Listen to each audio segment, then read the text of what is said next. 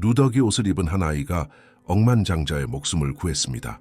이전까지 세상과 담을 쌓고 살던 그는 결코 보고 싶지 않았던 현실을 마주해야 했습니다. 자신을 구해준 아이를 찾아 나선 그는 돈으로는 결코 살 수 없었던 것을 발견했습니다. 바로 삶의 목적이었죠. 만약 이 아름다운 극복과 사랑의 이야기가 당신의 마음을 움직였다면 저희 채널을 구독하고 어느 도시에서 시청하고 계신지 댓글로 알려주시는 것을 잊지 마세요. 김포국제공항 위로 해가 떠오를 무렵 박진우는 이탈리아제 셔츠의 소매를 바로잡고 손목의 금장 롤렉스 시계를 확인했습니다. 45세의 그는 국내 최대 규모의 비즈니스 항공사 오너로 세상을 발 아래 두는 것에 익숙한 남자였습니다. 그 화요일 아침 그는 미국계 다국적 기업에 새로운 제트기 5대를 판매하는 그의 경력에서 가장 큰 계약을 성사시킬 예정이었습니다. 그 계약의 수익률은 지난 모든 해외 수익을 합친 것보다도 높을 것이었습니다. 개인 경납고를 향해 걷는 동안 그의 휴대폰은 쉴 새 없이 진동했습니다. 수화기 너머에서는 미국인 변호사가 수백억 원짜리 계약의 마지막 세부 사항을 확인하고 있었습니다. 박진우는 유창한 영어로 허공에 손짓하며 자신의 회사를 남미 시장의 절대적인 리더로 만들어줄 숫자들을 머릿속으로 계산했습니다. 흠잡을 데 없는 네이비 슈트와 수제의 가죽, 구두를 신은 그에게서는 단 한 번도 패배를 경험해 본 적 없는 사람의 힘과 자신감이 뿜어져 나왔습니다. 관자놀이의 희끗희끗한 머리카락은 그의 타고난 품격을 더욱 돋보이게 했고 선글라스 뒤에는 오직 사업 기회만을 포착하는 데 익숙한 눈이 숨겨져 있었습니다. 활주로에는 아침 햇살 아래 반짝이는 그의 전용기가 대기하고 있었습니다. 그것은 130억 원 이상을 들여 맞춤 제작한 엠브레르 레거시로 그가 가장 아끼는 보물이었습니다. 박진우는 그것을 보며 만족스러운 한숨을 내쉬었습니다. 2시간 후면 서울에 도착해 그를 대한민국에서 가장 영향력 있는 기업가 중 한 명으로 만들어줄 계약서에 서명할 터였습니다. 바로 그때 비명 소리가 들렸습니다. 공항의 고요한 아침을 가르는 절박하고 날카로운 아이의 목소리였습니다. 박진우는 방해받은 것에 짜증이 나 미간을 찌푸렸지만 전화 통화는 계속했습니다. 협상은 결정적인 순간에 있었고 1분 1초가 수억 원의 가치를 지녔습니다. 여자아이가 경납고 사이에서 비틀거리며 달려나왔습니다. 10살이 채 안 되어 보이는 아이는 헝클어진 갈색 머리에 한때는 파란색이었을 이제는 색이 바래고 여러 군데 찢어진 옷을 입고 있었습니다. 맨발은 아침 이슬에 아직 축축한 활주로에 자국을 남겼습니다. 흙으로 더러워진 얼굴에도 갈색 눈에 담긴 절박한 다급함은 숨길 수 없었습니다. 아저씨, 그 비행기에 타지 마세요. 아이는 박진우를 향해 똑바로 달려오며 소리쳤습니다. 제발요 아저씨, 거기에 타지 마세요. 박진우는 다른 쪽 손을 들어 아이에게 떨어지라는 듯 초조한 손짓을 했습니다. 전화기 너머의 미국인이 주변 소음에 대해 묻기 시작했고 그는 집중력을 유지해야 했습니다. 그는 아이에게 등을 돌리며 소란에서 벗어나려 했습니다. 아저씨, 제발 제 말 좀 들어보세요. 그 비행기는 안전하지 않아요. 아이는 그의 재킷 소매를 잡아당기며 애원했습니다. 박진우는 자신의 비싼 옷에 감히 손을 댄 더러운 아이를 경멸적으로 쳐다보며 거칠게 몸을 피했습니다. 그는 아이에게 당장 꺼지라는 매서운 손짓을 했습니다. 아이들의 장난이나 구걸에 낭비할 시간은 없었습니다. 중요한 사업은 기다려주지 않았습니다. 전화기 너머로 미국인 변호사는 최종 서류에 대해 묻고 있었습니다. 박진우는 서명을 위해 모든 것이 준비되었다고 확인하며 다시 프로페셔널한 톤을 되찾았습니다. 그의 발걸음은 제트기 계단을 향해 단호하게 움직였습니다. 그곳에서는 승무원이 상냥한 미소로 그를 기다리고 있었습니다. 아이는 포기하지 않고 다시 달려와 이번에는 탑승 계단 바로 앞에 자리를 잡았습니다. 작은 손을 떨며 팔을 뻗어 박진우가 올라가는 것을 물리적으로 막으려 했습니다. 비행기에 문제가 있어요, 아저씨. 제가 봤어요. 새벽에 남자 2명이 연료를 만지는 걸 봤단 말이에요. 아이는 더러운 얼굴 위로 눈물이 흐르기 시작하며 소리쳤습니다. 박진우는 순간 멈춰섰습니다. 극도로 짜증이 난 그는 성공으로 가는 길에 또 다른 장애물일 뿐이라는 듯 깊은 불쾌감의 표정으로 아이를 쳐다봤습니다. 전화로는 은행 송금에 대한 세부 사항을 확인해야 했는데 이 상황이 모든 것을 망치고 있었습니다. 비켜라, 꼬마야. 난 중요한 약속이 있어. 그는 아이를 비껴가려 하며 차갑게 말했습니다. 승무원이 아이를 물리적으로 제지해야 할 경우를 대비해 계단을 몇 칸 내려왔습니다. 박진우는 이 상황을 빨리 해결하라는 의미로 고갯짓을 했습니다. 저발요 아저씨, 우리 엄마가 여기서 일했어요. 엄마가 저한테 비행기에 대해 가르쳐줬단 말이에요. 뭔가 아주 잘못됐어요. 아이는 절박함에 목소리가 더 날카로워지며 계속 말했습니다. 박진우는 인내심을 완전히 잃고 전화를 끊어버렸습니다. 그의 어두운 눈은 자신의 계획을 방해하는 아이를 향한 분노로 번뜩였습니다. 잘 들어 꼬마야.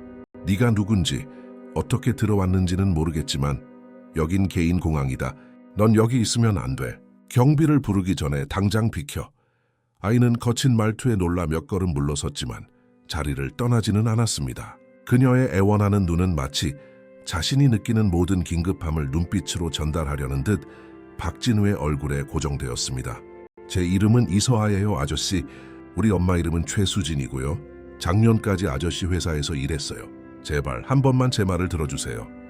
최수진이라는 이름이 박진우의 기억 속에서 희미하게 울렸지만 그는 사업에 너무 집중한 나머지 어떤 연관성도 찾지 못했습니다. 그는 그저 고개를 저으며 제트기 계단을 오르기 시작했습니다. 바로 그 순간 기장인 강민준 기장이 조종실 문에 나타났습니다. 그는 50세의 남성으로 2만 시간 이상의 비행 경력과 흠잡을 데 없는 평판을 가진 베테랑이었습니다. 평소 차분하던 그의 얼굴에 걱정스러운 표정이 어렸습니다. 박 대표님, 방해해서 죄송합니다만 이륙 전에 잠시 드릴 말씀이 있습니다. 박진우는 또 다른 방해에 이미 초조해진 채로 계단 중간에 멈춰 섰습니다. 휴대폰이 다시 진동했지만 그는 일단 무시하기로 했습니다. 무세운 일이야, 강 기장. 나 지금 바빠. 비행 전 점검 중에 연료 탱크 근처에서 이상한 냄새를 맡았습니다. 평소의 항공유 냄새가 아니라 더 화학적이고 다른 냄새입니다. 박진우는 미간을 찌푸렸습니다. 강 기장은 절대 불필요한 경고를 하는 사람이 아니었습니다. 15년간 그의 비행기를 조종하면서 안전 문제에 대해 과민 반응을 보이거나 과장한 적이 단 한 번도 없었습니다. 모든 걸 확인했나? 시스템은 정상이고? 네, 대표님. 모든 계기판은 완벽한 작동을 나타내고 있습니다. 하지만 제 직감으로는 대표님, 이 냄새를 더 조사하지 않고는 이륙하기가 꺼림칙합니다. 박진우는 시계를 보았습니다. 너무 늦어지면 계약 체결의 최적의 시간을 놓칠 것이었습니다. 미국인들은 시간을 엄수했고 예상치 못한 일을 좋아하지 않았습니다. 반면에 경험은 그에게 노련한 조종사의 판단을 신뢰하라고 가르쳤습니다. 아래쪽에서는 서아가 여전히 계단 근처에 서서 대화를 주의 깊게 지켜보고 있었습니다. 작은 주먹을 꽉 쥐고 긴장된 채 아래 십수를 깨물고 있었습니다. 조사하는 데 시간이 얼마나 필요한가? 박진우가 기장에게 물었습니다. 45분이면 충분합니다, 대표님. 연료 샘플을 채취해서 오염 여부를 확인할 수 있습니다. 박진우는 가슴이 살짝 답답해지는 것을 느끼며 심호흡을 했습니다. 그는 다시 아래에 있는 서아를 쳐다보았습니다. 아이는 희망과 두려움이 뒤섞인 표정으로 그를 바라보고 있었습니다. 아이의 단호한 눈빛 속 무언가가 이상하게 그의 마음을 불편하게 했습니다. 알았어, 강 기장. 점검하게. 하지만 서둘러. 기장은 고개를 끄덕이고 정비팀과 협력하기 위해 비행기에서 내렸습니다.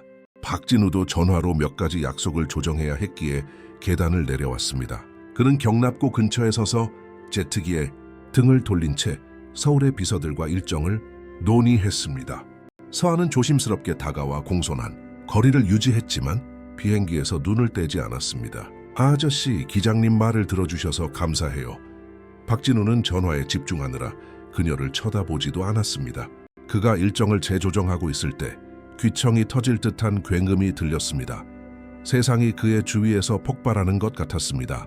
거대한 주황색 화염이 제트기를 완전히 삼켰고 이어진 열풍이 그들을 땅바닥으로 내동댕이 쳤습니다. 금속 파편들이 사방으로 날아가 근처 경납고의 유리를 산산조각 냈습니다. 검고 짙은 연기가 하늘로 치솟아 수 킬로미터 밖에서도 보이는 불길한 기둥을 만들었습니다. 박진우는 충격으로 뒤로 날아가 땅에 세게 부딪혔습니다. 귀가 윙윙거리고 온몸에 날카로운 통증이 흘렀습니다. 그가 겨우 고개를 들었을 때 조금 전까지 그의 가장 소중한 비행기가 있던 자리에는 파괴의 흔적만 남아 있었습니다. 강 기장은 몇 미터 앞에서 부상을 입었지만 의식은 있는 듯 쓰러져 있었습니다. 공항 직원들은 지시를 외치고 도움을 청하며 사방으로 뛰어다녔습니다. 멀리서 사이렌 소리가 울리기 시작했습니다. 박진우는 일어서려 했지만 다리가 걷잡을 수 없이 떨렸습니다. 그의 머리는 현실을 천천히 받아들이고 있었습니다. 그는 저 비행기 안에 있어야 했습니다. 저 폭발 속에서 죽었어야 했습니다. 그는 힘겹게 고개를 돌려 서아를 찾았습니다. 아이는 콘크리트 기둥 근처에서 파편의 비를 피하고 있었습니다. 그들의 시선이 마주쳤을 때 아이는 두려움 때문이 아니라 조용히 울기 시작했습니다. 그것은 안도의 눈물이었습니다. 몇 분 전까지만 해도 수백억의 이익을 계산하던 강력한 기업가 박진우는 수십 년 만에 처음으로 산산조각난 자신의 꿈에서 피어오르는 연기를 바라보며 공항 바닥에 꼼짝 않고 누워 있었습니다.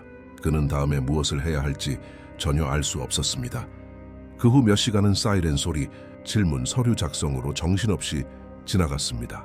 박진우는 가벼운 찰과상과 약간의 쇼크 증세만 보인 채 정기 검사를 위해 병원으로 이송되었습니다. 강 기장은 훨씬 운이 좋아 등에 약간의 긁힌 상처만 입고 탈출했지만 두 사람의 눈에는 아슬아슬하게 비극을 피했다는 사실의 무게가 어려 있었습니다. 연방 경찰이 즉시 수사를 맡았습니다. 공항은 폐쇄되었고 전문가들이 아직 연기가 피어오르는 잔해를 분석하기 시작했습니다. 겨우 12세에 노련한 황동철 반장이 직접 사건을 지휘했습니다. 그는 경력 동안 수십 건의 항공사고를 조사했지만 이번 현장의 무언가가 그를 불편하게 했습니다. 박 대표님, 폭발 전에 정확히 무슨 일이 있었는지 말씀해 주셔야겠습니다. 황 반장은 박진우가 마지막 검사 결과를 기다리는 침대 옆에 앉으며 말했습니다. 박진우는 여전히 생각을 정리하려 애쓰며 심호흡을 했습니다. 일어난 일의 현실이 그의 마음속에서 굳어지기 시작하면서 안도와 공포의 물결이 번갈아 밀려왔습니다. 서울로 출장을 가려던 참이었습니다. 중요한 회의, 수백억짜리 계약이 있었죠. 모든 게 정상이었는데 한 여자아이가 나타나 소리치며 타지 말라고 하더군요. 여자아이요? 황 반장이 눈썹을 치켜 올렸습니다. 어떤 여자아이 말입니까? 이름은 잘 모릅니다. 자기를 이서아라고 하더군요. 10살쯤 돼 보였고 옷은 찢어지고 아주 더러웠습니다. 길거리 아이처럼 보였어요. 그리고 그 아이가 정확히 뭐라고 했습니까? 박진우는 아이의 절박했던 말을 기억해내려 애쓰며 눈을 감았습니다. 당시에는 완전히 무시했지만 이제는 한마디 한마디가 극적인 무게를 지니게 되었습니다. 그 아이가 새벽에 남자 2명이 연료를 만지는 걸 봤다고 했습니다. 비행기에 뭔가 문제가 있다고 했어요. 자기 엄마가 제 회사에서 일했었다고도 언급했고요. 황 반장은 모든 세부 사항을 꼼꼼하게 기록했습니다. 어머니 이름은요? 최수진이라고 했던 것 같습니다. 회사 직원 기록을 확인해 보겠습니다. 그 아이는 지금 어디에 있습니까? 박진우는 미간을 찌푸렸습니다. 폭발 후 혼란 속에서 서아를 놓쳤습니다. 소방관, 경찰, 구경꾼들이 현장을 가득 메웠고 그가 정신을 차렸을 때 아이는 사라지고 없었습니다. 모르겠습니다. 폭발 후에 시야에서 사라졌어요. 너무 혼란스러웠습니다. 황 반장은 생각에 잠긴 듯 고개를 끄덕였습니다. 그 아이를 찾아야겠습니다. 만약 정말 누군가 연료를 조작하는 것을 봤다면 우리의 가장 중요한 목격자입니다. 퇴원 후 박진우는 강남의 자신의 펜트하우스로 돌아왔지만 쉴 수가 없었습니다. 그는 거실을 이리저리 오가며 그날 아침의 모든 순간을 되새겼습니다. 도시의 정형이 한눈에 들어오는 200제곱미터의 아파트는 그 어느 때보다 공허하게 느껴졌습니다. 그는 15년 동안 그의 사업을 돌봐온 꼼꼼한 개인 변호사 윤상현 변호사에게 전화했습니다. 윤 변호사, 지금 당장 여기로 와주게. 30분 후 변호사는 회사의 행정이사인 송지연과 함께 도착했습니다. 두 사람 모두 눈에 띄게 충격받은 모습이었습니다. 폭발 소식은 이미 언론에 퍼져 사고 원인에 대한 추측이 난무하고 있었습니다. 대표님, 무사하셔서 정말 다행입니다. 송지연이 진심 어린 안도의 한숨을 내쉬며 그를 껴안았습니다. 폭발 소식을 들었을 때 최악의 상황을 생각했어요. 정말 아슬아슬했어, 송 이사. 아주 아슬아슬했지.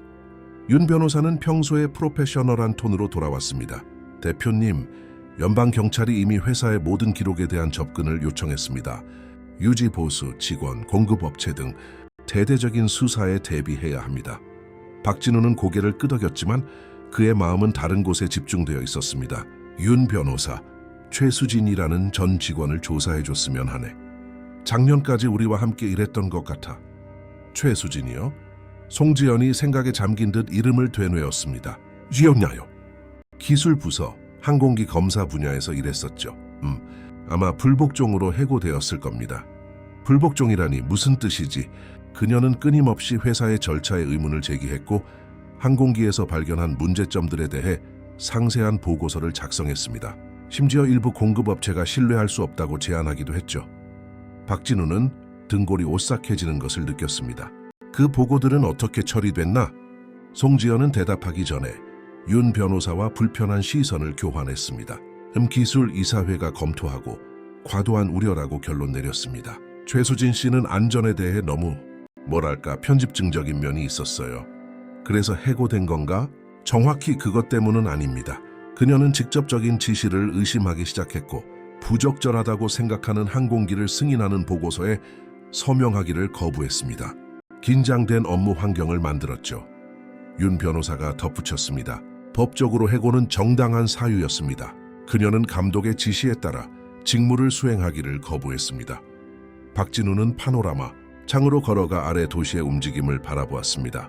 수백만 명의 사람들이 평범한 일상을 살아가고 있었고 그가 불과 몇 분 차이로 죽음을 피했다는 사실을 아무도 몰랐습니다.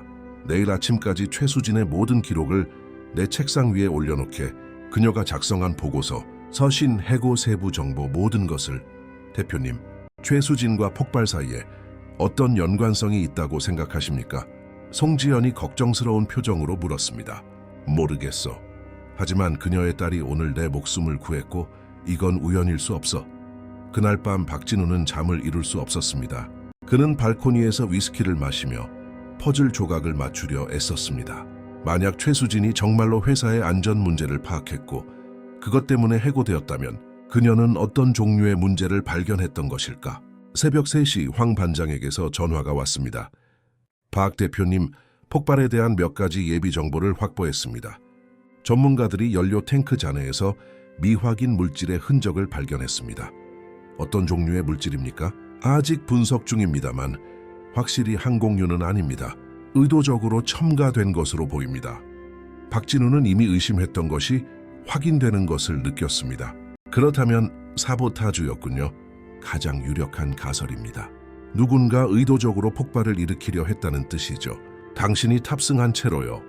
황 반장의 말은 새벽 내내 박진우의 머릿속을 맴돌았습니다. 누군가 그를 잔인하고 극적인 방식으로 죽이려 했다. 하지만 누가, 왜? 다음 날 아침 윤 변호사는 최수진에 대한 서류로 가득 찬 서류 가방을 들고 일찍 도착했습니다. 박진우는 점점 더 주의를 기울이며 서류들을 검토했습니다. 그녀의 보고서는 꼼꼼하고 상세했으며 충격적이었습니다. 그녀는 교체 부품의 비리를 기록했고 수입 부품의 출처에 의문을 제기했으며 일부 외주 기술자들의 자격에 대한 의혹을 제기했습니다. 특히 상세한 한 보고서에서 최수진은 미인증 부품의 체계적인 사용으로 인한 심각한 안전 위험을 언급했습니다. 성 이사, 이 모든 걸 알고 있었나? 박진우가 서류를 들어 올리며 물었습니다. 그녀가 보고서를 많이 작성한다는 건 알았지만 기술이사회는 항상 근거 없는 우려라고 저를 안심시켰습니다. 일부 비정품 부품도 정품과 동일한 품질을 가지면서 훨씬 저렴하다는 것을 그녀가 이해하지 못한다고 하더군요. 그때 기술이사는 누구였지? 조타의 성이었습니다. 6개월 전에 회사를 그만뒀습니다. 박진우는 또다시 등골이 오싹해지는 것을 느꼈습니다. 왜 그만뒀나? 송지연은 대답하기 전에 머뭇거렸습니다.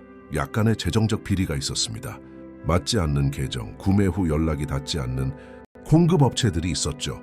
그리고 그때 나한테는 보고하지 않았고 내부적으로 해결하는 게 낫다고 생각했습니다.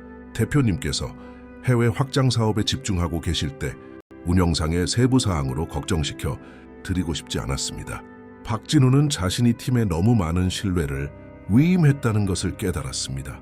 그가 수백억짜리 계약을 체결하며 전 세계를 날아다니는 동안 그의 회사는 내부에서부터 골마가고 있었습니다. 윤 변호사, 조타의 성을 찾아내. 그리고 지난 2년간의 모든 재무 기록을 외부 감사를 통해 재검토하게. 대표님, 이건 판도라의 상자를 여는 격이 될 수 있습니다. 변호사가 경고했습니다.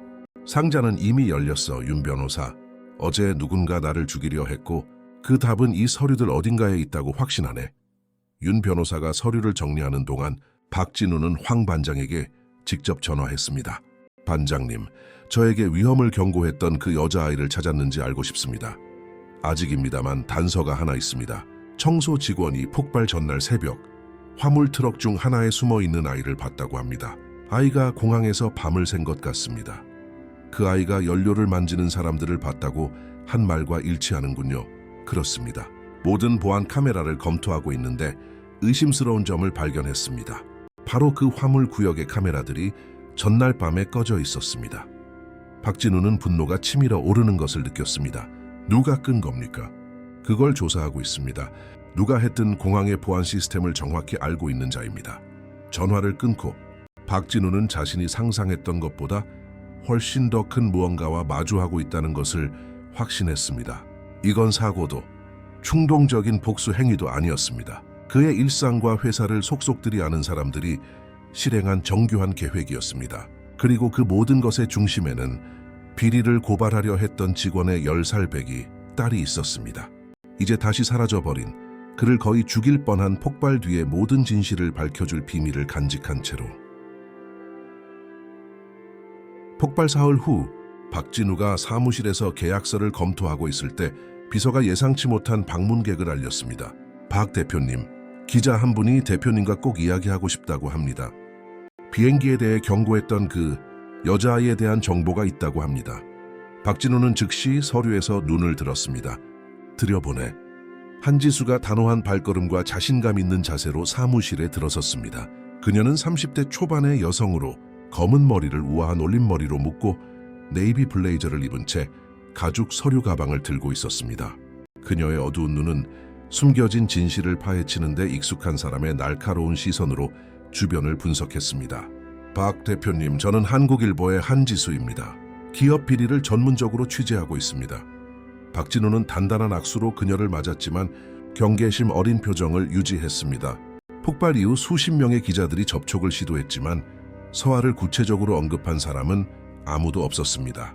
저를 경고한 여자아이에 대한 정보가 있다고 하셨죠. 그 아이에 대해 어떻게 아셨습니까? 한지수는 마호가니 책상 앞 안락 의자에 앉았습니다. 저는 2년 전부터 한국 항공산업의 비리를 추적해왔습니다. 제 취재 과정에서 최수진이라는 이름이 여러 번 등장했습니다. 박진우는 심장이 빨리 뛰는 것을 느꼈습니다. 최수진 씨를 아십니까? 그녀의 이야기를 알고 있고 서아가 어디 있는지도 압니다. 박진우는 온 신경을 집중하며 앞으로 몸을 기울였습니다. 어디에 있습니까? 지금은 안전합니다. 하지만 그 전에 대표님께서 전체 상황을 이해하셔야 합니다. 한지수는 서류 가방을 열어 여러 장의 사진과 문서를 꺼냈습니다. 최수진은 단순히 대표님 회사의 문제 직원이 아니었습니다. 그녀는 내부 고발자였습니다. 무슨 뜻이죠? 그녀는 기자들, 규제 기관, 심지어 국회의원들까지 찾아다니며 당신의 회사에서 일하며 발견한 사실들을 폭로하려 했습니다. 미인증 부품 사용, 위조된 유지 보수 보고서, 항공청 감독관에 대한 뇌물 공여 등이죠. 박진우는 발밑에 땅이 꺼지는 듯한 느낌을 받았습니다.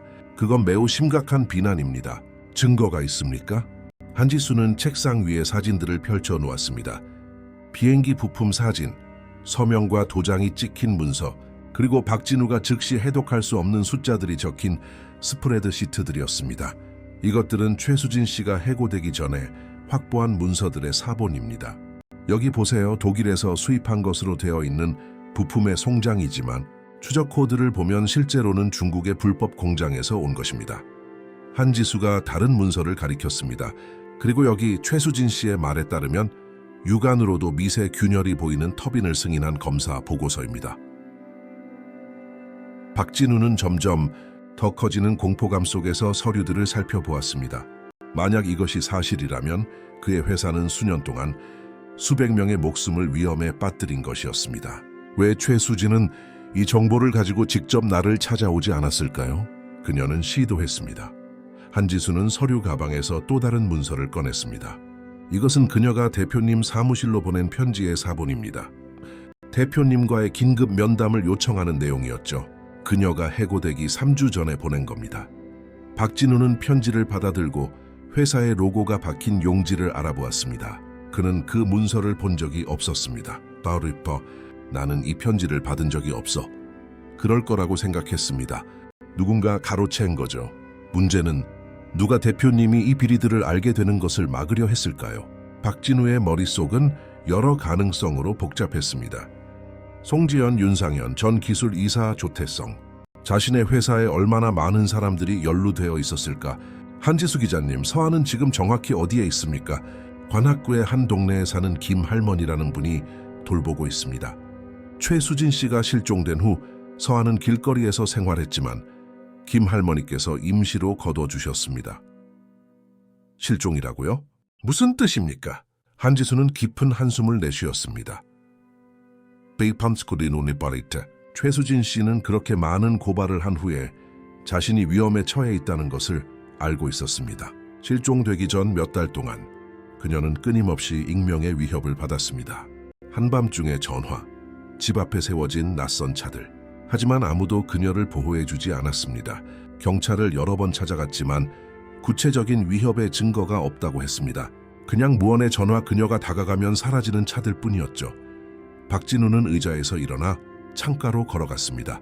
아래로 보이는 도시의 움직임을 바라보며 그는 유능한 직원의 경고를 완전히 무시하고 어쩌면 자신의 신뢰를 배신하고 있었을 사람들을 맹목적으로 믿었던 것에 대한 죄책감을 느꼈습니다.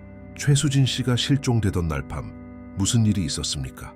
이웃들 말에 따르면 그녀는 밤 9시쯤 중요한 약속이 있다며 집을 나섰다고 합니다. 작은 가방을 들고 서에게는 다음 날 아침에 돌아올 거라고 말했고요. 그 후로 다시는 보이지 않았습니다. 그리고 서하는 이웃들이 뭔가 잘못되었다는 것을 깨닫기까지 2주 동안 혼자 있었군요. 사회복지기관에서 보호소로 보내려 했지만 아이는 도망쳤습니다. 그 후로 길거리에서 생활해왔고요. 박진우는 단호한 표정으로 한지수를 향해 돌아섰습니다. 서아를 직접 만나고 싶습니다. 사보타주가 있던 날 밤에 정확히 무엇을 봤는지 아이에게 직접 듣고 싶습니다. 한지수는 망설였습니다. 박 대표님, 경고해 드릴 것이 있습니다. 서아는 정신적으로 큰 충격을 받았습니다. 엄마를 잃고 몇 달 동안 길에서 살았으며 살인 미수 현장을 목격했습니다. 아이에게서 정보를 얻는 것은 쉽지 않을 겁니다. 이해합니다. 하지만 그 아이가 제 목숨을 구했습니다. 제가 할 수 있는 최소한의 일입니다. 한지수는 서류 가방을 닫고 일어섰습니다. 좋습니다. 하지만 조건이 하나 있습니다. 이 모든 이야기에 대한 독점권을 제게 주십시오. 만약 우리가 대표님 회사의 부패 네트워크를 증명하고 누가 대표님을 죽이려 했는지 밝혀낸다면 제가 가장 먼저 보도하고 싶습니다. 박진우는 손을 내밀었습니다. 동의합니다. 하지만 누가 다치든 간에 완전한 진실을 원합니다. 그들은 박진우의 검은색 BMW에 올라탔습니다. 그 차는 그들이 향하는 목적지와 극명한 대조를 이루었습니다. 한지수는 길을 안내하며 자신의 취재에 대한 더 많은 세부 사항을 설명했습니다. 박 대표님, 회사의 경납고를 직접 방문하신 지 얼마나 되셨습니까? 대여투 박진우는 잠시 생각했습니다. 엔듀 리포트 기록해서 말씀하세 한 2년, 어쩌면 3년 됐을 겁니다. 유능한 기술팀이 있으니까요. 공급업체와의 계약서를 마지막으로 직접 검토하신 건 언제입니까? 한 배원도 없습니다. 구매 부서가 행정이사회 감독하에 처리합니다. 한지수는 생각에 잠긴 듯 고개를 끄덕였습니다. 바로 그런 운영상에 거리가 그 비리 조직이 오랫동안 활동할 수 있게 한 겁니다. 그들은 서아가 보살핌을 받고 있는 동네에 도착했습니다. 박진우의 세상과는 충격적인 대조를 이루는 곳이었습니다. 소박한 집들, 일부는 벽돌이 그대로 드러나 있었고 흙길에서는 아이들이 양말 뭉치로 공을 차며 놀고 있었습니다. 박진우는 이런 곳에 와본 적이 없었습니다. 그의 사업은 그를 호화로운 사무실, 5성급 호텔, 국제공항으로 이끌었습니다. 이 현실은 그에게 완전히 낯설었습니다. 김 할머니는 60대 초반의 여성으로 희끗희끗한 머리를 화려한 스카프로 묶고 소박하지만 깨끗한 원피스를 입고 있었습니다. 그녀는 한지수를 친근하게 맞았지만 박진우는 의심스러운 표정으로 쳐다보았습니다. 이 양반이 그 비행기 주인인가? 그녀가 단도직입적으로 물었습니다. 지넷, 네 할머니. 이분이 박진우 대표님이세요. 할머니는 그의 비싼 정장 금시계, 이탈리아제 구두를 알아채며 머리부터 발끝까지 훑어보았습니다. 서아는 안에서 숙제하고 있어. 근데 그날 밤 얘기를 하면 애가 많이 무서워해. 박진우는 정중하게 다가갔습니다. 할머니, 저는 그저 아이에게 저를 구해준 것에 대해 고맙다고 말하고 제가 도울 방법이 있는지 알아보고 싶을 뿐입니다. 할머니의 표정이 약간 부드러워졌습니다. 그럼 들어와. 근데 조심해. 걔는 양복 입은 남자들을 많이 경계하니까. 박진우가 작은 거실로 들어섰을 때 서아는 임시로 만든 책상에 앉아 낡은 공책에 수학 문제를 풀고 있었습니다. 그를 보자 아이는 의자에서 몸을 움츠렸지만 도망치지는 않았습니다. 안녕, 서아야. 나 기억하니? 아이는 완전히 눈을 들지는 않은 채 천천히 고개를 끄덕였습니다. 고맙다고 말하고 싶었어. 네가 내게 경고해주지 않았다면 나는 그 비행기 안에서 죽었을 거야. 서아는 마침내 그를 똑바로 쳐다보았습니다. 아저씨, 제 말을 믿어주셨어요? 박진우는 아이의 눈높이에 맞춰 무릎을 꿇었습니다. 그 순간에는 믿지 않았어. 그리고 그걸 아주 후회한단다. 넌 나를 구하려고 했는데 나는 널 무시했지. 왜 안 믿으셨어요? 박진우는 아이가 이해할 수 있는 단어를 찾으며 심호흡을 했습니다. 왜냐하면 나는 돈 계약 회의처럼 중요하다고 생각했던 것들에 너무 바빴거든. 사람들에게 주의를 기울이는 걸 잊고 있었어. 서아는 몇 초 동안 조용히 그를 살피더니 낮은 목소리로 말했습니다. 새벽에 아저씨 비행기 근처에서 남자 2명을 봤어요. 그 사람들은 깡통을 가지고 있었고 연료에 뭔가를 쏟아 부었어요. 그 남자들을 알았니? 그중 한 명은 전에 본 적이 있어요. 가끔 우리 엄마 회사에 왔었어요. 키 크고 대머리에 얼굴에 흉터가 있는 남자였어요. 박진우는 오싹함을 느꼈습니다. 그 묘사는 여러 사람에게 해당될 수 있었지만 어딘가 익숙한 구석이 있었습니다. 그들에 대해 더 기억나는 거 있니? 그 사람들은 비행기가 아저씨를 태운 채 폭발하고 나면 모든 게 더 쉬워질 거라고. 자기들 계획을 방해할 사람이 더는 없을 거라고 말했어요. 서아의 말은 박진우가 이미 의심하던 것을 확인시켜 주었습니다. 이것은 단순한 사보타주가 아니라 그를 특정 표적으로 삼은 계획적인 살인 미수였습니다. 박진우는 의심으로 들끓는 마음을 안고 동네를 떠났습니다. 서아가 묘사한 얼굴에 흉터가 있는 대머리 남자에 대한 설명이 그의 마음을 깊이 괴롭혔습니다. 그는 그런 특징을 가진 사람을 알고 있었지만 어떤 비난을 하기 전에 확인이 필요했습니다. 돌아오는 길에 한지수는 몇 달간의 조사를 통해 더 많은 정보를 공유했습니다. 박 대표님, 최수진 씨가 수집한 문서에 계속해서 등장하는 이름이 하나 있습니다. 불법적인 구매를 승인하고 의심스러운 공급업체를 승인했으며 회사의 보안 시스템에 접근 권한을 가졌던 사람입니다. 박진우는 운전하며 그녀를 쳐다보았습니다. 누구지? 조타의 성입니다. 박진우의 속이 뒤틀렸습니다. 조타의 성은 5년간 그의 기술 이사였고 그가 완전히 신뢰했던 사람이었습니다. 키가 크고 대머리이며 젊었을 때 오토바이 사고로 생긴 왼쪽 얼굴에 흉터가 선명한 남자. 한 기자, 조태성을 찾는 걸 도와줬으면 하네. 그가 이 모든 일의 핵심 인물이라는 느낌이 들어 이미 작업 중입니다. 하지만 그는 회사를 떠난 후 완전히 사라졌습니다. 임대 계약을 해지하고 은행 계좌를 폐쇄하고 흔적도 없이 사라졌죠. 이건 사소한 재정 비리로 회사를 떠난 사람의 정상적인 행동이 아닙니다. 아주 심각한 무언가로부터 도망치는 사람의 행동이죠. 사무실로 돌아온 박진우는 송지연과 윤상현과 긴급회의를 소집했습니다. 그는 자신이 발견한 모든 것을 드러내지 않으면서 새로운 정보로 그들을 대면해야 했습니다. 송 이사, 조타의 성이 회사를 그만둔 진짜 이유를 말해줘. 송지연은 대답하기 전에 윤상현과 긴장된 시선을 교환했습니다. 전에 말씀드렸듯이 재정적 비리가 있었습니다. 구매 후 연락이 닿지 않는 공급업체와의 계약 같은 것들이요. 어떤 종류의 공급업체였지? 주로 교체 부품과 전자 부품이었습니다. 조타의 성은 아주 유리한 가격에 해외 공급업체를 찾았다고 말했습니다. 그리고 그 부품들의 출처는 확인했나? 우리는 그의 기술적 판단을 신뢰했습니다. 부품들은 필요한 모든 서류 품질 인증서와 함께 왔습니다. 윤상현이 덧붙였습니다. 법적으로는 모든 게 순서대로였습니다. 나중에 일부 인증서가 위조되었다는 것을 발견했을 뿐입니다. 박진우는 분노가 치밀어 오르는 것을 느꼈습니다. 그리고 왜 나는 그때 이 모든 사실을 보고받지 못했지?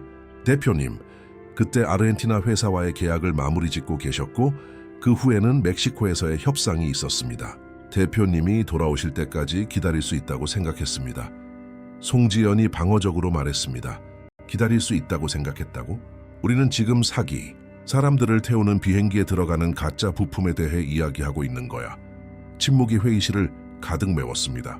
윤상현은 초조하게 서류를 만지작거렸고 송지연은 박진우의 시선을 피했습니다. 너희들이 나한테 말하지 않은 게 더 있나? 박진우가 위험할 정도로 낮은 목소리로 물었습니다. 송지연은 심호흡을 했습니다. 조타의 성은 경납고 보안 시스템의 코드에 접근할 수 있었습니다. 그가 회사를 떠났을 때 우리는 그가 서버에서 정보를 복사했다는 것을 발견했습니다. 어떤 종류의 정보였지? 대표님의 출장 일정, 평소 비행 경로, 항공기 유지 보수 시간표 등입니다. 박진우는 갑자기 일어나 창가로 걸어갔습니다. 모든 것이 이해되기 시작했습니다. 조타의 성은 그의 일상에 대한 상세한 정보, 경납고 접근 권한, 그리고 항공기를 사보타주할 기술적 지식을 가지고 있었습니다. 윤 변호사 즉시 이 정보를 연방경찰에 연락하게, 그리고 조태성이 지난 2년 동안 서명한 모든 계약에 대한 완전한 감사를 원하네. 대표님, 이것은 회사의 명성에 심각한 해를 끼칠 수 있습니다. 윤상현이 경고했습니다. 회사의 명성은 범죄자가 수년 동안 자유롭게 활동하도록 허용한 순간 이미 훼손됐어. 그날 오후 박진우는 황 반장에게서 수사에 대한 새로운 소식을 담은 전화를 받았습니다. 박 대표님, 우리 전문가들이 잔해에서 발견된 물질 분석을 마쳤습니다. 연료에 고농축 과산화수소가 섞여 있었습니다. 폭발을 일으키는 효과적인 방법이지만 특별한 기술 지식이 필요합니다. 항공기술이사라면 확실히 가질 만한 지식이겠군요. 그렇습니다. 그리고 정보가 하나 더 있습니다. 사보타주가 있던 날 밤에 꺼졌던 보안 카메라는 특정 접근 코드로만 끌 수 있었습니다. 조타의 성이 가지고 있던 코드죠. 그에 대한 수색 및 압수 영장을 발부하고 있지만 먼저 그를 찾아야 합니다. 반장님, 저와 함께 이 사건을 취재하는 탐사 기자가 있습니다. 그녀가 도움이 될 만한 정보를 가지고 있습니다. 박진우는 한지수의 연락처를 황 반장에게 넘겨주고 다음 날 만남을 잡았습니다. 그는 자신이 겪은 배신의 규모를 이해하기 시작했습니다.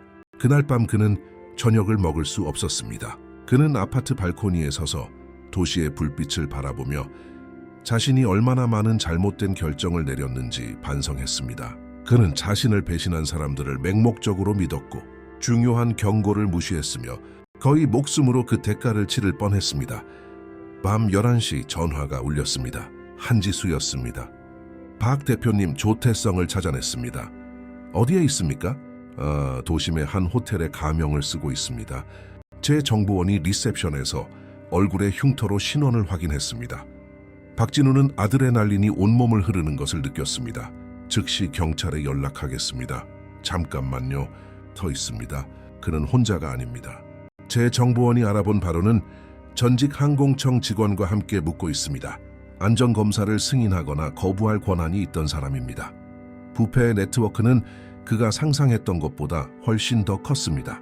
이것은 단순히 부정직한 전 직원의 문제가 아니라 정부 감독관까지 연루된 조직적인 비리였습니다. 한 기자, 이건 위험해. 여기서부터는 경찰에 맡기자고. 동의합니다. 하지만 제가 알아낸 것이 하나 더 있습니다. 최수진 씨에 관해 개인적으로 말씀드려야 할 것이 있습니다. 그녀에 대해 무엇을요? 그녀는 살아있습니다. 박진우는 거의 전화기를 떨어뜨릴 뻔했습니다. 살아있다니 무슨 뜻입니까? 그녀는 자발적으로 사라진 것이 아니라 납치되어 몇 달 동안 감금되어 있었습니다. 3주 전에 탈출했고 다시 발견될까 봐 두려워 숨어 지내고 있습니다. 어디에 있습니까? 내부 고발자 보호 전문 기관의 보호 아래 안전한 장소에 있습니다. 그녀는 조태성과 부패 네트워크 전체에 대한 결정적인 증거를 가지고 있습니다. 박진우는 안도와 긴급함이 뒤섞인 감정을 느꼈습니다. 어렵제 그녀와 이야기해야겠습니다. 그녀는 안전이 보장된 중립적인 장소에서만 만나겠다고 합니다. 그리고 조건이 하나 있습니다. 무슨 조건이지? 제주옷보다도 서아를 보고 싶어랍니다. 딸을 다시 만나는 것을 간절히 바라고 있습니다. 다음 날 한지수는 인사동의 한적한 식당에서 만남을 주선했습니다. 박진우는 황 반장과 함께 도착했고 한지수는 40대 초반의 여성 한 명을 데려왔습니다. 짧게 자른 갈색 머리에 안경을 쓰고 수수한 옷차림을 한 여자였습니다. 최수진은 눈에 띄게 야위었고 겁에 질린 표정이었지만 한지수가 서아가 안전하다고 언급하자 그녀의 눈이 빛났습니다. 아이가 괜찮나요? 그 시간 동안 어떻게 혼자 살아남았을까요? 최수진이 눈물을 글썽이며 물었습니다. 박진우는 그 어머니의 고통을 보며 가슴이 아팠습니다. 용감하고 똑똑한 아이입니다. 조타의 성이 일으킨 폭발에서 저를 구해줬습니다. 최수진은 감사와 원망이 뒤섞인 표정으로 그를 향해 돌아섰습니다. 박 대표님, 저는 회사 내의 비리에 대해 당신에게 경고하려고 했습니다. 보고서를 보내고 회의를 요청하고 온갖 방법으로 시도했습니다. 알고 있습니다. 그리고 당신의 말을 듣지 않은 것을 깊이 후회합니다. 제가 잘못된 사람들을 믿었습니다. 최수진은 작은 배낭을 열어 USB 드라이브를 꺼냈습니다. 이 안에 제가 납치되기 전에 모은 모든 증거가 들어 있습니다. 위조 계약서, 불법적인 지불 기록, 결정적인 대화 녹음 파일들입니다. 황 반장은 즉시 USB를 받았습니다. 어떤 종류의 녹음입니까?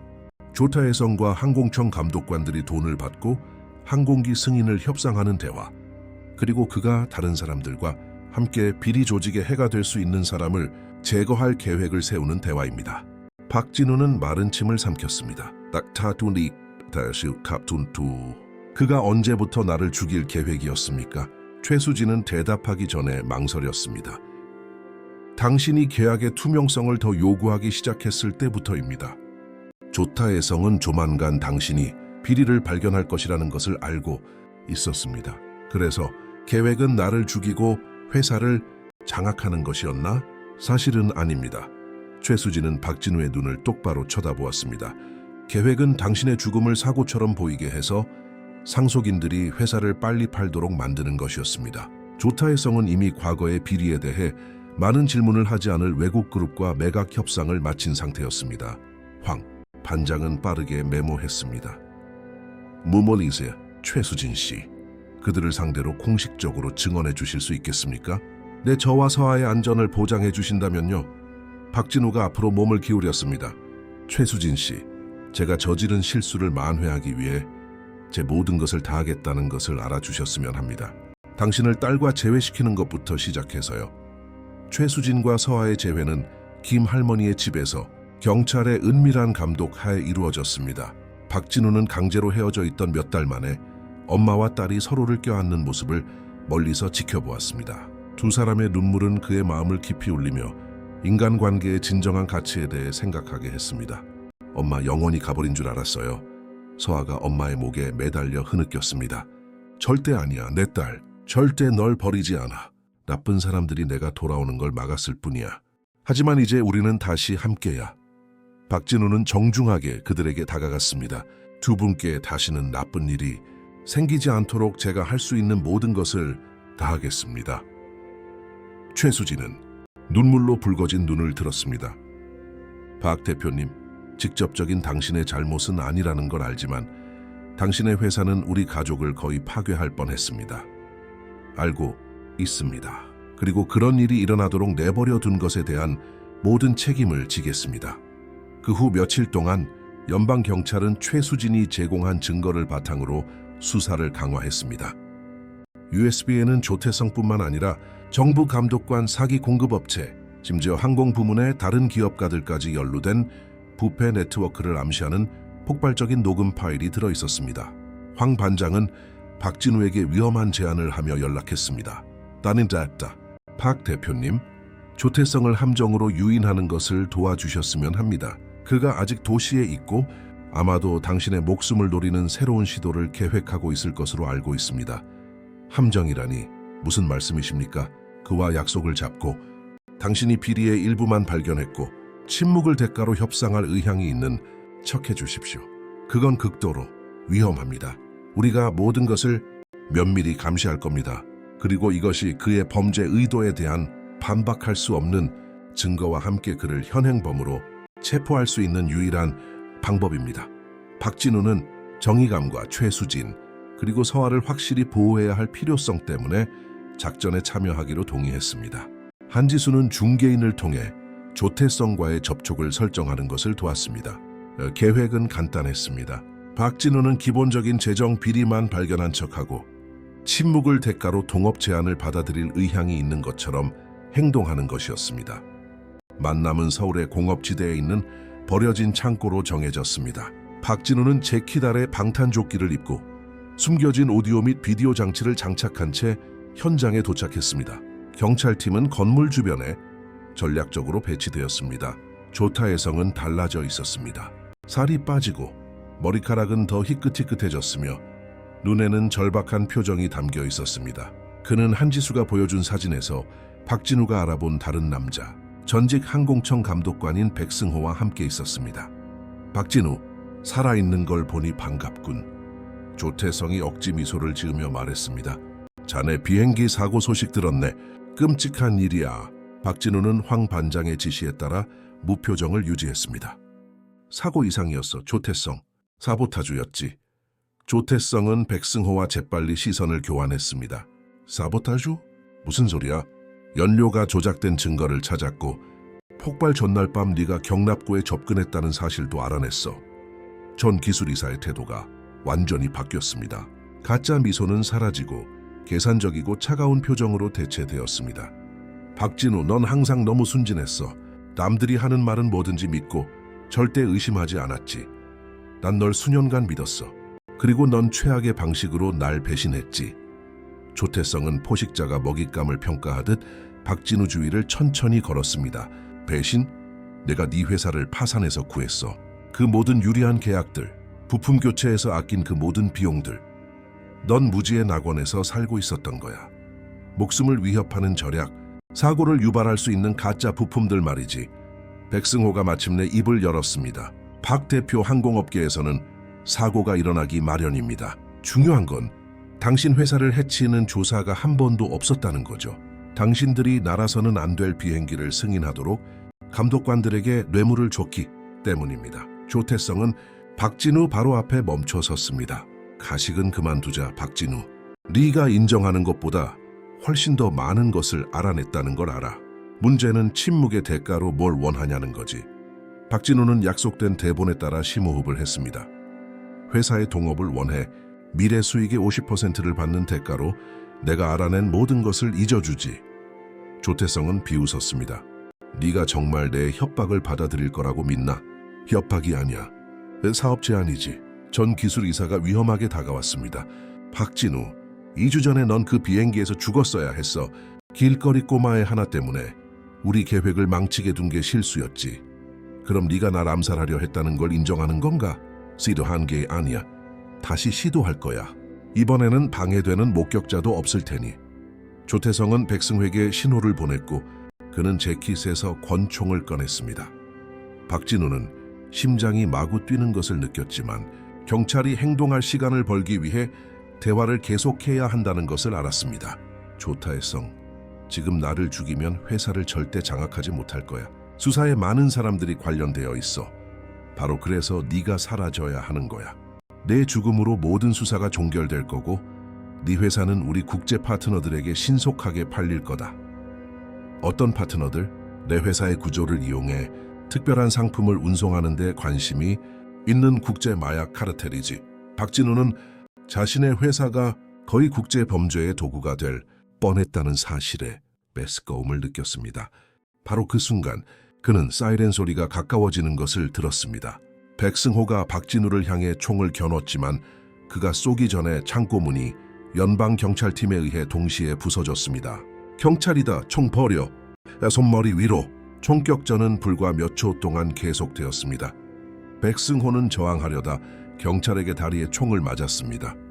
조타의 성은 창고 뒤편으로 도망치려 했지만 이미 바깥에서 대기하고 있던 다른 팀에게 가로막혔습니다. 박진우는 요원들에 의해 신속하게 현장에서 구출되었습니다. 다치지는 않았지만 그 경험으로 깊은 충격을 받았습니다. 모든 대화는 녹음되어 저지른 범죄에 대한 반박할 수 없는 증거를 제공했습니다. 백승호가 다리 부상을 치료하기 위해 이송된 병원에서 황 반장은 박진우에게 작전의 결과를 알렸습니다. 조타의 성과 백승호뿐만 아니라 부패 네트워크 전체를 기소할 충분한 증거를 확보했습니다. 이 비리는 최소 5개의 항공부문, 회사와 10명의 정부 감독관이 연루되어 있었습니다. 그리고 그들이 언급한 국제 계약은요, 이미 인터폴에 통보했습니다. 당신의 회사를 이용하려 했던 마약, 카르텔은 국제 마약 밀매 혐의로 수사받고 있습니다. 박진우는 자신이 얼마나 국제적인 범죄 작전의 일부가 될 뻔했는지 깨닫고 속이 메스꺼웠습니다. 다시 못됐스. 반장님, 제 회사는 이제 어떻게 됩니까? 전면적인 조사가 있을 겁니다. 하지만 당신이 정의에 적극적으로 협력했고 이 비리의 피해자였기 때문에 개인적으로 기소되지는 않을 겁니다. 그럼에도 불구하고 박진우는 그의 회사가 결코 예전 같지 않을 것이라는 것을 알았습니다. 시장의 신뢰는 흔들렸고 모든 것을 기초부터 다시 쌓아야 할 것이었습니다. 그날 밤 그는 김할머니 댁의 최수진과 서아를 방문했습니다. 두 사람은 텔레비전을 보며 조태성의 체포와 부패 네트워크의 해체에 대한 뉴스를 보고 있었습니다. 박 아저씨, 박진우가 들어서는 것을 보고 서아가 외쳤습니다. 텔레비전에서 봤어요. 제가 공항에서 봤던 그 대머리 아저씨 잡혔어요. 맞아, 서아야. 내 용기 덕분에 아주 위험한 사람들을 막을 수 있었단다. 최수진이 그를 맞이하기 위해 일어섰습니다. 박 대표님, 어떻게 감사해야 할지 모르겠습니다. 우리를 돕기 위해 목숨을 거셨어요. 박진우는 그들 옆 소박한 소파에 앉았습니다. 사실은 두 분이 저를 도운 겁니다. 제 자신의 회사에 대한 진실을 발견하도록 도와주셨어요. 회사는 이제 어떻게 되는 거예요? 최수진이 물었습니다. 박진우는 깊은 한숨을 내쉬었습니다. 솔직히 모르겠습니다. 어쩌면 이게 더 나을지도 모르죠. 어쩌면 모든 것을 올바른 방식으로 다시 시작할 때일지도 모릅니다. 서아는 어린아이 같은 호기심으로 그를 쳐다보았습니다. 박 아저씨, 돈 다 잃으면 슬플 거예요? 박진우는 몇 주 만에 처음으로 미소를 지었습니다. 왜? 서아야, 돈보다 훨씬 더 중요한 것들이 있다는 걸 알게 됐단다. 너를 진심으로 아껴주는 사람들이 있는 것처럼 말이야. 최수진과 김할머니는 이해의 눈빛을 교환했습니다. 박진우는 돈과 권력이 결코 가르쳐주지 않았던 교훈을 이해하기 시작하고 있었습니다. 조태성이 체포된 지 6개월 후 박진우는 몰라보게 달라져 있었습니다. 관악구의 작은 지역 학교 플라스틱 의자에 앉아 그는 서아가 항공안전의 중요성에 대한 과학 프로젝트를 발표하는 것을 지켜보았습니다. 이제는 단정하게 빗은 머리와 깨끗한 교복을 입은 아이는 비행기 엔진과 안전 시스템에 대해 전문가처럼 이야기했습니다. 박진우의 삶은 극적으로 변했습니다. 몇 달간의 조사, 감사, 법적 절차 끝에 그는 남은 항공회사를 매각하기로 결정했습니다. 부패 스캔들은 업계에서 그의 명성을 파괴했지만 동시에 그가 이제는 공허하고 진정한 목적이 없었다고 깨달은 삶으로부터 그를 해방시켜 주었습니다. 매각 자금으로 그는 최수진 항공안전연구소를 설립했습니다. 항공산업을 감시하고 내부 고발자를 보호하는 데 전념하는 비영리 단체였습니다. 최수진은 연구소의 기술이사가 되어 마침내 자신의 지식을 공동선을 위해 사용할 수 있게 되었습니다. 박진우는 이제 서아와 최수진이 사는 동네의 소박한 방 2개짜리 아파트에 살았습니다.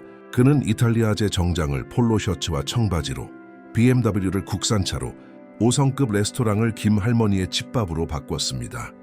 여러분, 에스와가 학교의 임시 무대에서 말했습니다. 아참 아빠, 사람들이 안전 문제에 대해 진실을 말하는 것은 매우 중요해요. 우리 엄마는 항상 돈을 버는 것보다 생명을 구하는 것이 더 중요하다고 가르쳐 주셨어요. 동네의 부모님과 할머니, 할아버지들로 구성된 관객 속에서 박진우는 조용히 미소 지었습니다. 서아는 자신의 이야기를 직접적으로 언급하지 않았지만 그녀의 말에는 살아온 경험의 무게가 실려 있었습니다. 발표를 마칠 때 우리는 항상 생각해야 해요. 과연 우리는 사람들을 보호하기 위해 최선을 다했을까? 아이는 반지로 만든 비행기 모형을 들고 계속 말했습니다. 발표가 끝난 후 박진우는 서아를 축하하기 위해 무대로 다가갔습니다. 축하해, 교수님. 내 발표는 내가 국제회의에서 들었던 많은 강연보다 훌륭했어. 서아는 칭찬에 아직 조금 부끄러워하며 웃었습니다. 박 아저씨, 한지수 기자님이 제 이야기가 책으로 나온다고 했어요. 사실이야. 한 기자가 일어난 모든 일에 대해 글을 마무리하고 있단다. 내 용기가 많은 사람들에게 영감을 줄 거야. 최수진이 서아가 프로젝트로 받은 작은 상장을 들고 다가왔습니다. 박 대표님, 우리를 위해 해주신 모든 것에 어떻게 감사해야 할지 모르겠어요. 최수진 씨, 두 분이 제 목숨을 말 그대로 그리고 비유적으로 구해주셨습니다. 비유적으로요?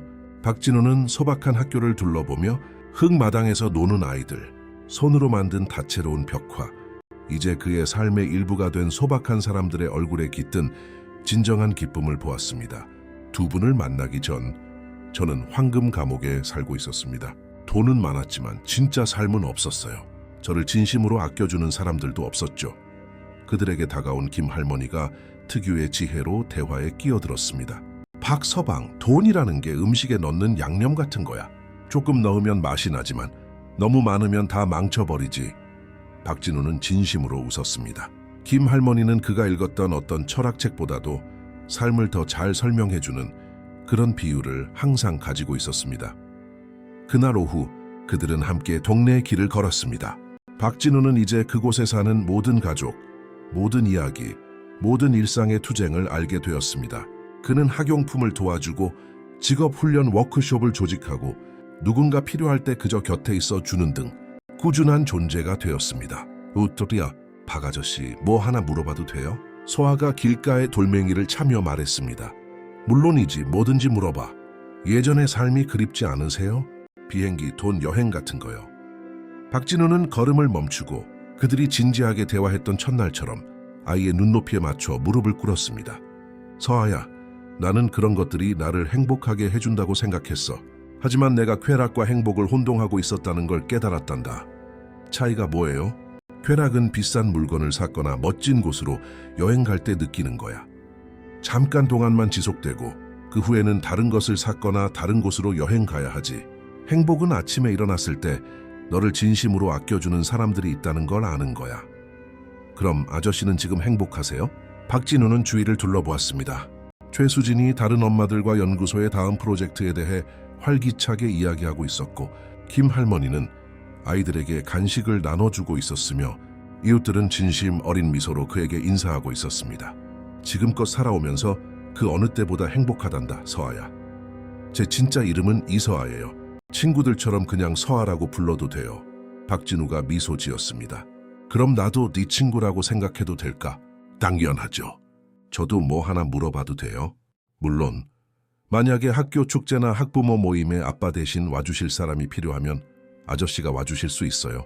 박진우는 눈시울이 뜨거워지는 것을 느꼈습니다. 한 아이의 소박한 질문이 그가 존재조차 몰랐던 그의 마음 한구석을 건드렸습니다.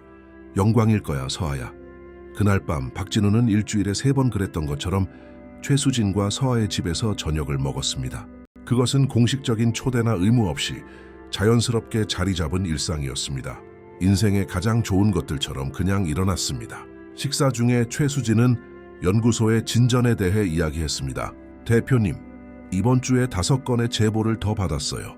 부적절한 상태의 항공기로 비행하라는 압력을 받는 조종사들, 피상적인 정비를 승인하도록 강요받는 기술자들, 중요한 일이에요. 또 다른 조태성 같은 사람들이 활개치지 못하게 막음으로써 얼마나 많은 생명을 구할 수 있을까요? 한 기자가 다음 주에 우리 사건에 대한 전체 기사를 발표할 거예요. 그러면 더 많은 사람들이 비리를 제보할 용기를 얻게 되겠죠. 식탁에서 숙제를 하던 서아가 공책에서 눈을 들었습니다. 엄마, 나도 커서 연구소에서 일할래요. 엄마 아빠가 우리를 도와준 것처럼 사람들을 돕고 싶어요. 최수진은 딸의 머리를 부드럽게 쓰다듬었습니다. 네가 크면 연구소는 훨씬 더 크고 중요해질 거야. 박진우는 따뜻해진 마음으로 그 장면을 바라보았습니다. 짝이 맞지 않는 접시와 집밥이 있는 이 소박한 식탁은 그가 평생 다녔던 모든 5성급 레스토랑에서의 저녁 식사보다 더 가치가 있었습니다. 저녁 식사 후 그는 최수진이 연구소 서류를 정리하는 동안 서아의 수학 숙제를 도와주었습니다. 예전에는 지루하게 느껴졌을 가정의 일상이 이제는 소중해졌습니다. 박 아저씨, 학교 가을 축제 때 아빠랑 딸이 같이 춤추는 시간이 있대요. 저랑 같이 춤춰 주실래요? 박진우는 자신이 촌스러운 옷을 입고 공립학교 축제에서 춤을 추는 모습을 상상하며 웃었습니다. 물론이지, 서아야. 하지만 네가 춤 동작을 가르쳐줘야 할 거야. 춤 안 춰본 지 너무 오래됐거든.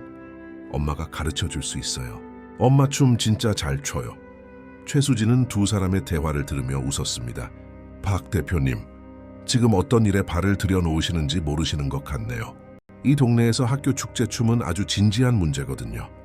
어떤 도전이든 준비되어 있습니다. 늦은 밤, 서아가 잠든 후 박진우와 최수진은 아파트의 작은 발코니에서 동네의 밤 풍경을 바라보며 대화를 나눴습니다. 최수진 씨, 개인적인 질문 하나 해도 될까요? 물론이죠. 일어난 모든 일에 대해 제가 제 회사에 대해 너무 부주의했던 것에 대해 저에게 화나지 않으세요? 최수진은 대답하기 전에 잠시 침묵했습니다. 처음에는 화가 났어요. 감금되어 있을 때 당신이 어떻게 제 보고서를 무시했는지, 어떻게 잘못된 사람들을 믿었는지 많이 생각했어요. 하지만 나중에는 당신도 피해자였다는 걸 이해하게 됐어요. 무슨 뜻이죠? 조태성은 몇 년 동안 당신을 조종했어요. 당신은 그를 믿었고 그는 그 신뢰를 이용해 당신에게 해를 입혔죠. 어떤 면에서는 우리 모두가 부정직한 사람들의 희생자인 셈이죠. 그래도 더 주의를 기울였어야 했습니다. 박 대표님, 중요한 건 당신이 과거에 무엇을 했는지가 아니라 지금 무엇을 하고 있는지예요. 얼마나 많은 부유한 기업가들이 전직 직원과 그 딸을 돕기 위해 모든 것을 포기할 의향이 있을까요? 착한 사람이 되려고 한 게 아닙니다. 두 분이 제게 어떤 사업보다 더 중요하다는 것을 발견했기 때문에 한 겁니다. 최수진이 미소 지었습니다. 바로 그래서 서아가 당신을 아버지 같은 존재로 보는 거예요. 당신은 아이의 삶에 진심으로 존재하고 있으니까요. 석 달 후 학교 가을 축제에서 박진우는 체크무늬 셔츠와 밀짚 모자를 쓰고 김 할머니가 만들어준 화려한 드레스를 입은 서아를 돌리며 춤을 추고 있었습니다. 온 동네가 박수를 쳤고 그는 그가 참석했던 어떤 세련된 사교 행사에서보다 더 큰 성취감을 느꼈습니다. 춤을 추는 동안 그는 자신이 쓰고 있는 책을 위해 사진을 찍는 한지수를 보았습니다. 황 반장도 가족과 함께 참석하여 한국 항공 역사상 가장 큰 부패 네트워크 중 하나를 해체한 작전의 성공을 축하하고 있었습니다. 음악이 끝나자 서아가 그를 꼭 껴안았습니다. 박 아저씨, 오늘 제 아빠가 되어주셔서 감사해요. 박진우는 아이를 품에 안아 올렸고 서아는 큰 소리로 웃으며 공중에서 맴돌았습니다. 서아야, 나는 빌려온 아빠가 아니야. 나는 네 영원한 친구야. 아이는 어린아이 같은 진지함으로 그의 눈을 쳐다보았습니다. 정말 영원한 친구요? 내가 커서 어른이 돼도요? 영원한 친구 약속할게. 그날 밤 자신의 소박한 아파트로 돌아온 박진우는 발코니에 앉아 별을 바라보았습니다. 그는 인생이 어떻게 완전히 한 바퀴 돌았는지 생각했습니다. 그는 수백억 원, 국제적인 회사, 사회적 지위와 권력을 잃었습니다. 그 대가로 그는 가족, 진정한 목적, 그리고 어떤 돈으로도 살 수 없는 내면의 평화를 얻었습니다. 전화가 울렸습니다. 새로운 항공사업에 동업을 제안하는 전 미국 고객의 국제 전화였습니다. 제안은 감사하지만 더 이상 관심 없습니다. 저는 인생에서 훨씬 더 중요한 것을 찾았습니다. 그는 전화를 끊고 다시 별을 바라보았습니다. 옆 아파트에서는 최수진이 서아를 재우기 위해 조용히 노래를 부르는 소리가 들렸습니다. 그가 비싼 콘서트에서 듣던 모든 클래식 음악보다 더 가치 있는 소박한 노래였습니다. 박진우는 전용 제트기를 타고 하늘을 나는 것이 아니라 땅에 발을 딛고 마음의 구름을 품고 현실에서 진정으로 나는 법을 배웠습니다. 그리고 그는 그것이야말로 진정으로 중요한 유일한 비행이라는 것을 발견했습니다. 부드러운 산들바람이 창문의 커튼을 흔들며 집밥 냄새와 마당에서 노는 아이들의 소리를 실어왔습니다. 그는 미소를 지으며 눈을 감았고 생애 처음으로 진정으로 집에 온 것 같은 느낌을 받았습니다. 언젠가 폭발로부터 그를 구하기 위해 필사적으로 달려왔던 그 소녀는 결국 그의 목숨보다 훨씬 더 많은 것을 구해주었습니다. 그의 영혼을 구원한 것이었습니다. 사랑하는 청취자 여러분, 박진우, 최수진, 그리고 서아의 이야기가 여러분의 마음에 깊은 감동을 주었기를 바랍니다. 두 번째 기회, 새로 찾은 가족, 그리고 삶의 진정한 풍요에 대한 이 이야기는 때로는 가장 중요한 것을 발견하기 위해 모든 것을 잃어야 한다는 교훈을 우리에게 가르쳐줍니다. 우리와 함께 이 감동적인 여정을 계속하고 싶으시다면 가장 소중한 인간의 유대를 탐구하는 똑같이 매력적인 이야기들로 구성된 특별 플레이리스트를 준비했습니다. 옆에 있는 여기를 클릭하여 찾으실 수 있습니다. 만약 이 이야기가 저희가 들려드리면서 느꼈던 감동만큼 여러분을 감동시켰다면 저희 채널을 구독하고 좋아요를 남기는 것을 잊지 마세요. 매일 저희는 인간 경험의 복잡성과 아름다움을 기념하는 독특한 이야기들을 가져옵니다. 다음 콘텐츠도 놓치지 마시고 댓글로 어떤 순간이 가장 마음에 와닿았는지 알려주세요.